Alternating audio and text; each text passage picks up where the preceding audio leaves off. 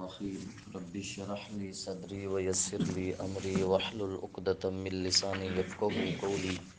موضوع چل رہا ہے کھانے کے آداب۔ میرے آقا صلی اللہ علیہ وآلہ وسلم کا فرمان علی شان، راوی ہیں حضرت عبداللہ بن ام حرام رضی اللہ تعالی عنہ، فرمایا من تتبع ما یسقط من السفرۃ غفر لہ۔ آقا علیہ الصلاۃ والسلام نے فرمایا جو شخص دسترخوان کے ریزوں کے پیچھے لگ پڑا، دسترخوان پر پڑے جو چھوٹے چھوٹے ٹکڑے نہیں ہوتے روٹی کے، فرمایا جو ان کی تلاش میں لگ پڑا اور ان کو کھانا شروع کر دیا، غفر لہ، اللہ اس کی بخشش فرما دے گا۔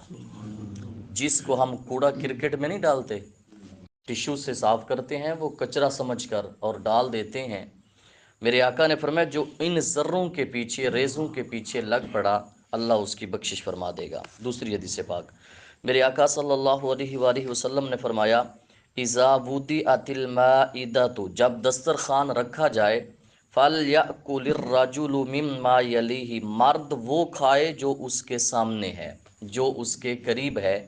فرمایا ولا یأکل مما بین یدی جلیسہ، سامنے بیٹھے دوست کے سامنے والا کھانا نہ کھائے، جو اس کے سامنے ہے وہ کھائے، جو اس کے قریب ہے۔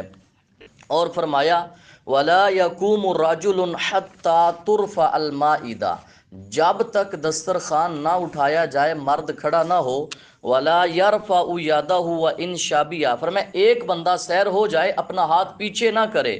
وجہ یہ ہے باقی جو لوگ کھا رہے ہوں گے، ہو سکتا ہے اس کی وجہ سے ہاتھ کھینچ لیں لیکن ان کی بھوک باقی ہو۔ یہ میرے آقا صلی اللہ علیہ وسلم نے فرمایا اگر میزبان ہاتھ کھینچ لے گا تو پھر مہمان بھی کھینچ لے گا، اور ہو سکتا ہے اس کی تھوڑی بھوک رہتی ہو، لہٰذا ہاتھ پیچھے نہیں کھینچنا چاہیے۔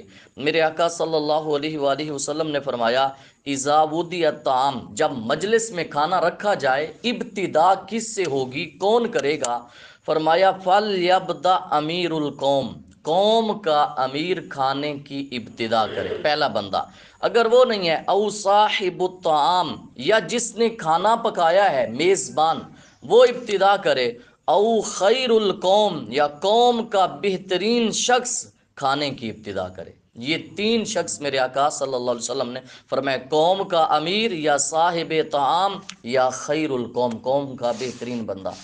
چوتھی حدیث پاک، میرے آقا صلی اللہ علیہ وسلم نے فرمایا اذا اکل احدکم فلیأکل بیمینہ، جب تم میں سے کوئی ایک کھائے تو دائیں ہاتھ سے کھائے، ولیشرب بیمینہ، جب تم میں سے کوئی پیے تو دائیں ہاتھ سے پیے، ولیأخذ بیمینہ، اگر کوئی چیز لینا چاہتا ہے تو دائیں ہاتھ سے لے، ولیؤتی بیمینہ، کوئی چیز دینا چاہتا ہے تو دائیں ہاتھ سے دے۔